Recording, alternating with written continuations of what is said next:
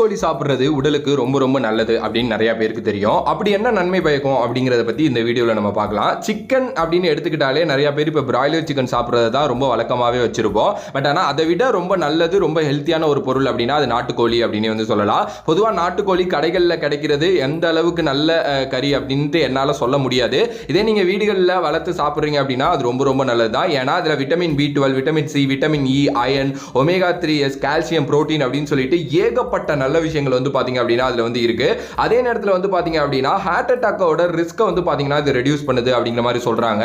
Immunity சிஸ்டத்தை boost பண்றதுக்கு இது ரொம்ப உதவியா இருக்கு. அதே மாதிரி வந்து பாத்தீங்கன்னா ரத்த சோகையை ட்ரீட் பண்ணவும் இது வந்து பாத்தீங்கன்னா ரொம்ப உதவியா இருக்கு.